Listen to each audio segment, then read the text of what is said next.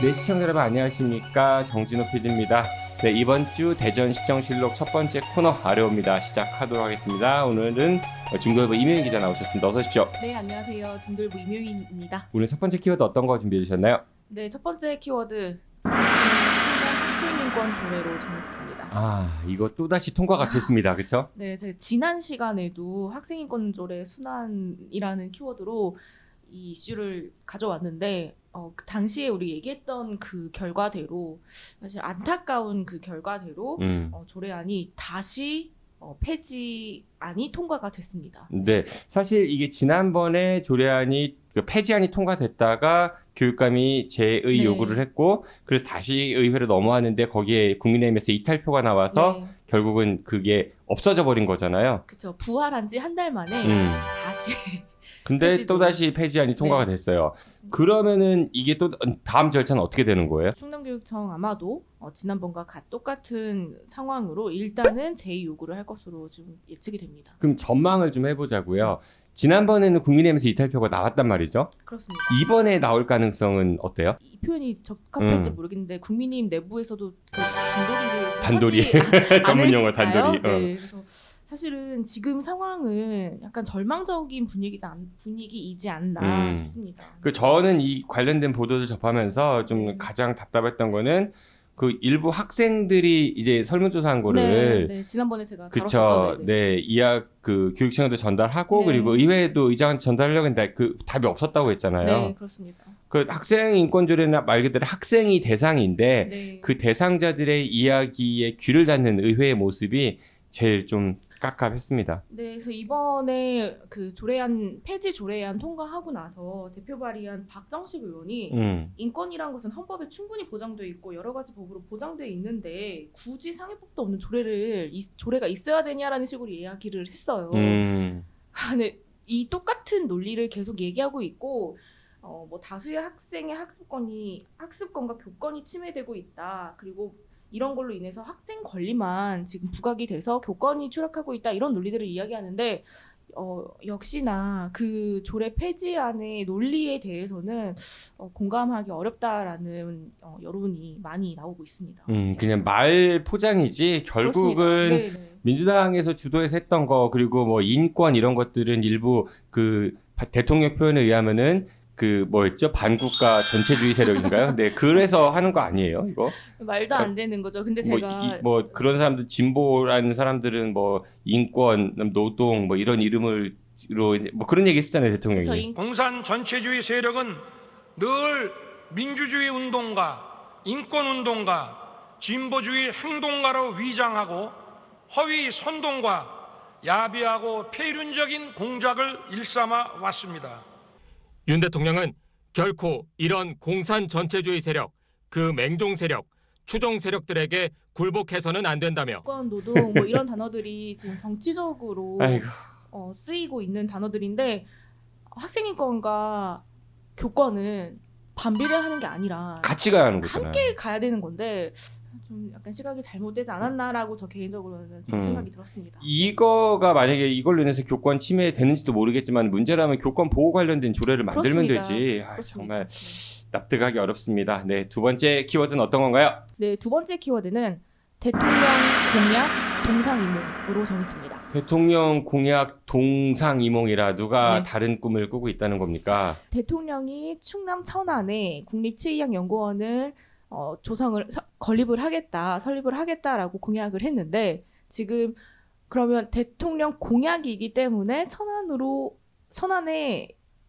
설치가 되냐라고 봤을 때 지금 부산, 광주, 대구 이런 지자체들이 아니 우리 지역이 적합하다, 최적지다라고 하면서 지금 대통령 공약인데 왜 다른 지역에서 이렇게까지 경쟁을 하는 분위기가 될까라고 하면서 또 약간의 한편으로는 약간 이런 경험들이 기시감이 들면서 굉장히 좀 익숙한 네, 얘기네요. 네, 그래서 이런 상황에서는 또 우리가 그동안에 이런 똑같은 논리로 빼앗긴 것들이 있기 때문에 저는 개인적으로는 대통령 공약이기 때문에 그러면 지켜줘야 되지 않나 이번에는 이런 생각들이 뭐 육군사관학교 논산 이전 문제도 그렇습니다. 그랬던 네. 것 같고. 대통령 공약이라는 이유로 우리가 빼앗기거나 다른 지역으로 뭐 우리도 원했지만 본해야 했던 것들이 분명히 있는데 그렇다면 대통령 공약으로 이쪽 지역에 약속한 것들은 왜 해주지 않나요? 라는 생각이 들 수 있지 않을까요?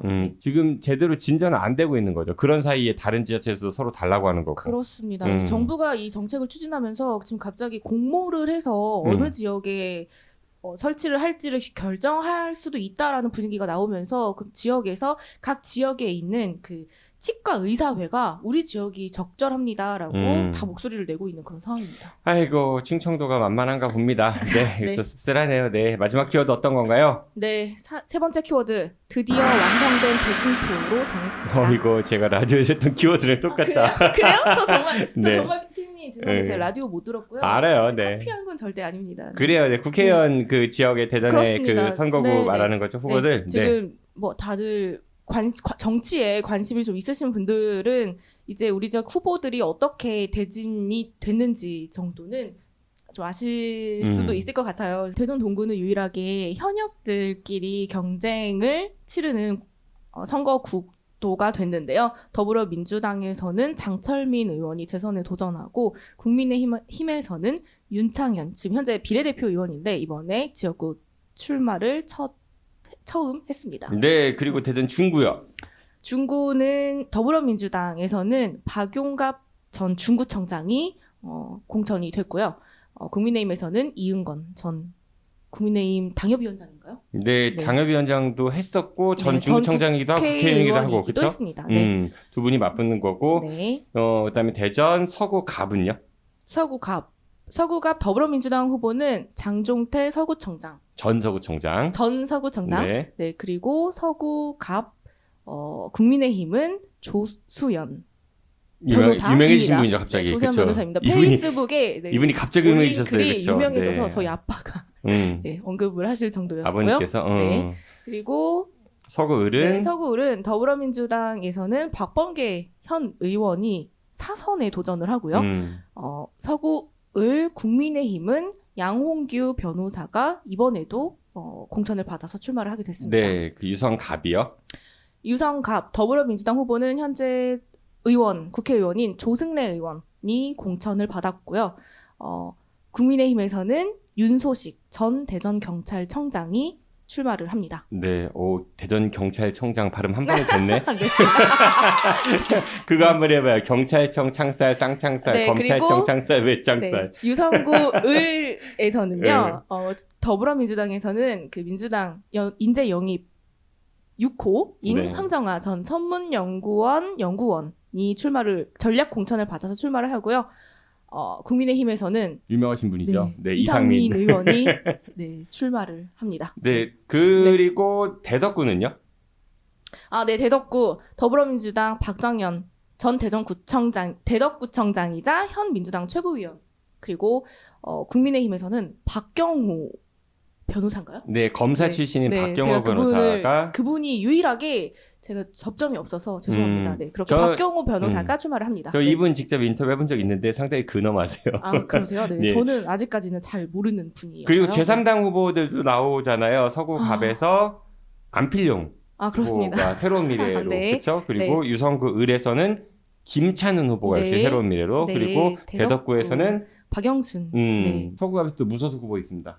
유직원 후보. 네, 네, 그렇습니다. 네. 예, 그래요. 그리고 민주당하고 진보당은 단일화를 했어요, 그렇죠? 지난 주말에 해서 유석상 후보와 김선재 후보가 사퇴를 했고, 네. 네, 그렇게 정리가 됐는데 이명희 기자는 대전 이번 총선 구도 어떻게 전망하세요? 몇 석이다라고 제가 예측을 하기보다는 가장 제가 주목하고 있는 지역구를 좀 말씀을 드리면 저는 일단 대덕구가 끝까지 막판에 그 후보 단일화가 이뤄질지가 좀 중요할 것 같고요. 그 지역구를 빼면은 사실 저의 예상은 민주당이 좀 더 많은 의석을 가져가지 않을까. 너무 쉽나요? 아니 대부분 그렇게 지금 네, 전망하는 것 현재 같아요. 상황은 그렇게 돌아가고 있는 것 같습니다. 불과 한 달 전, 3주 전만 하더라도 국민의힘이 좀 더 네. 앞선다라는 의견이 많았는데 최근에 이제 돌아가는 상황을 네. 보면은 민주당 우세로 좀 돌아선 것 같기는 해요. 막상 여론조사 결과 나온 거 보면은 특히 유성을 같은 데는 생각보다 차이가 많이 나서 그렇고요. 네, 뭐 다른 지역도 네, 조금씩, 앞으로 뭐 네. 선거 이제 몇 주 더 남았으니까 네. 그 안에 한두 번은 또 출렁이는 시기가 있을 거예요. 그때 어떤 일이 벌어질지 네. 잘 보면서 선거 추이 보면 좋겠습니다. 네. 알겠습니다. 오늘 아레옵니다 시간에는 중도일보 임효인 기자와 함께 대전의 선거 구도 그리고 이제 윤석열 대통령 공약인 충남치의학연구원 표류 중입니다. 그리고 다시 한번 폐지안이 본회의를 통과한 충남 학생 인권조례에 대해 이야기 나눴습니다. 기자님 고맙습니다. 네, 고맙습니다.